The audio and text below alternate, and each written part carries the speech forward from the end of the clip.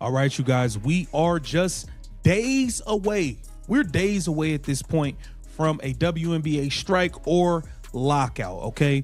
January 9th is fastly approaching. It seems to be no movement. Every time we hear something, it's terrible stuff we're hearing. We're hearing that we're no more close to a deal than we were in October or at the All-Star break. To understand how we got here, you have to look at the timeline. The 2020 collective bargaining agreement was originally set to run through 2027.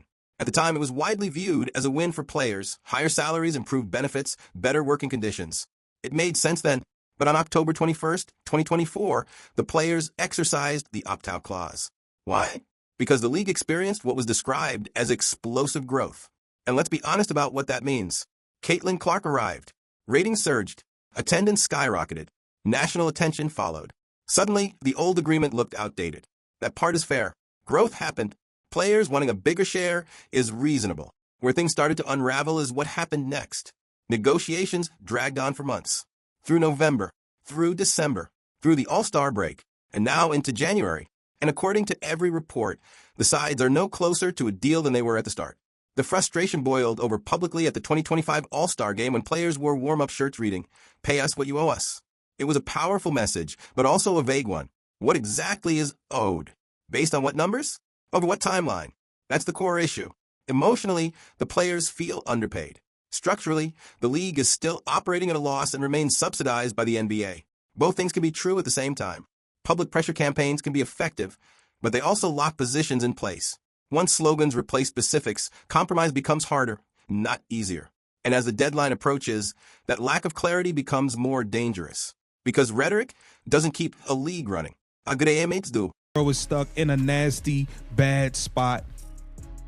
She's the only player we've heard come out and talk about how there needs to be compromise. She's the only player that came out and said, hey, we need to have a season this year in the WNBA. She's the only person that came out and said, hey, playing in the games is how you make the money. It's what the fans want. It's what the people want. It's what the media wants. We need to get the people what they want. She's the only. We are just days away from a complete shutdown. That's not exaggeration. That's the current reality facing the WNBA. January 9th is the deadline, and every credible report says the same thing. There's been zero meaningful progress. None. No breakthrough. No framework. No indication that either side is close to an agreement. If this deadline passes without a deal, the result is unthinkable just a year ago. No WNBA season in 2025. No games. No Caitlin Clark. No Angel Reyes. No momentum. No follow-up to the most successful season the league has ever experienced. And here's the most alarming part of all. Out of the entire league, only one player has publicly talked about compromise. Just one, at a moment when the league's future hangs in the balance. When fans are waiting, sponsors are watching, and broadcasters are nervous. Nearly every public statement from the player side has been absolutist. Hold the line. Demand more. Don't blink. Meanwhile, the clock keeps ticking. This isn't a normal labor dispute. The WNBA has never been in a position like this before. The league finally experienced a surge of mainstream relevance, record ratings, sold-out arenas, and national attention. And instead of consolidating that progress, it now risks losing an entire season. What makes this situation even more volatile is timing. This isn't happening during a lull or rebuilding phase. This is happening at the peak of public interest. Walking away now wouldn't just pause growth, it would actively reverse it. Fans don't negotiate CBAs. They don't track revenue splits.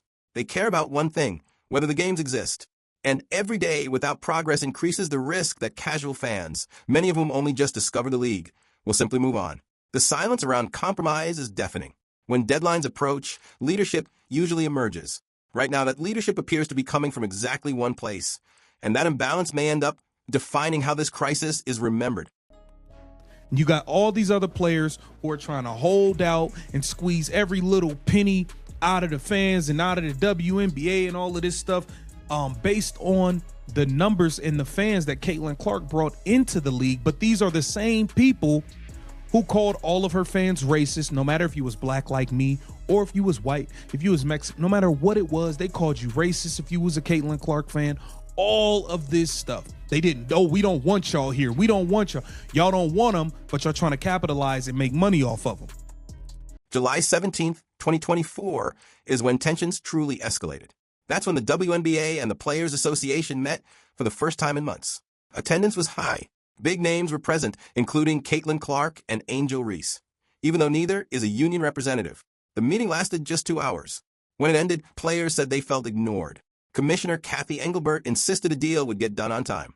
The players didn't believe her. That moment marked the shift to a public pressure strategy.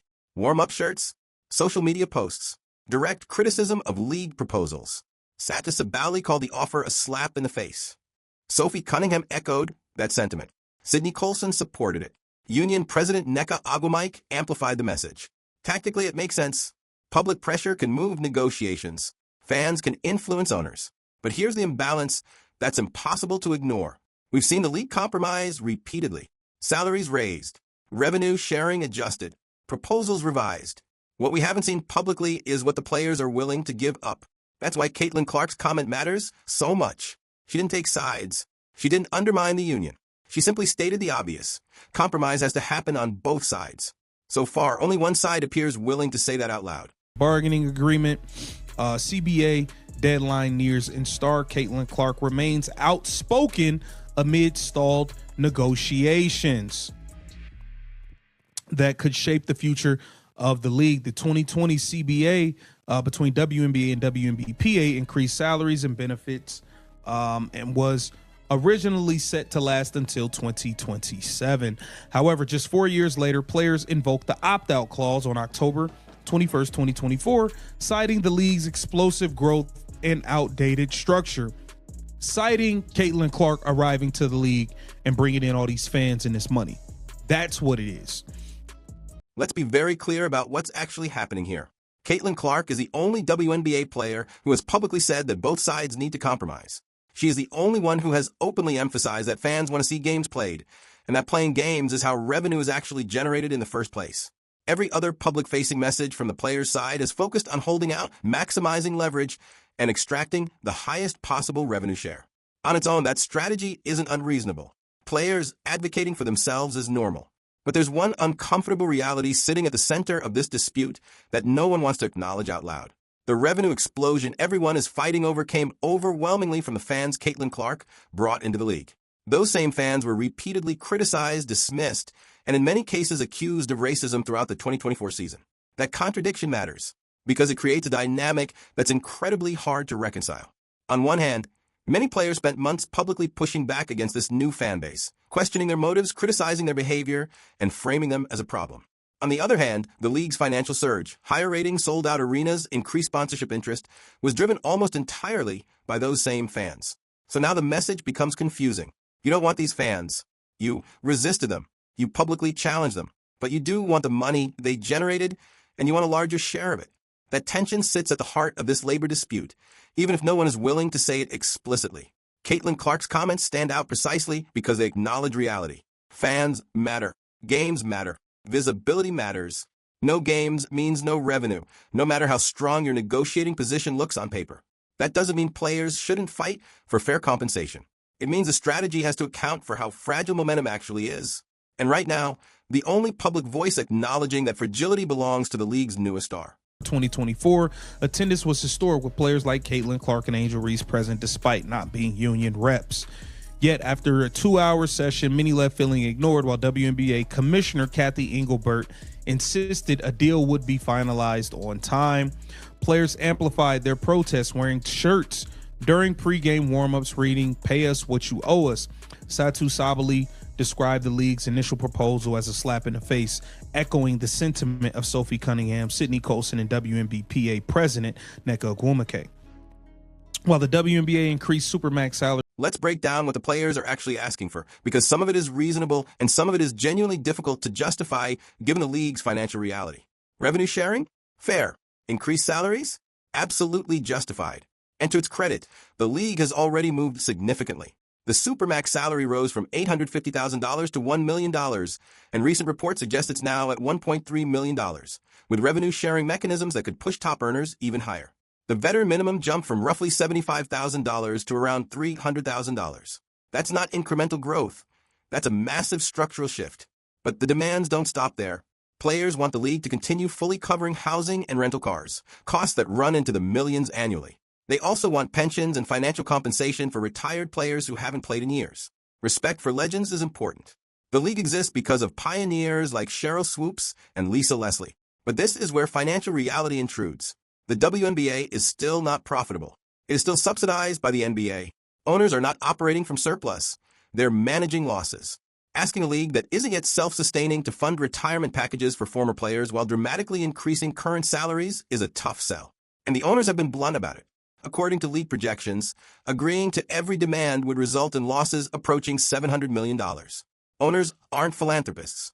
They're investors, and losing that amount of money is not a viable business plan, no matter how strong the moral argument sounds. This isn't about disrespect. It's about sustainability.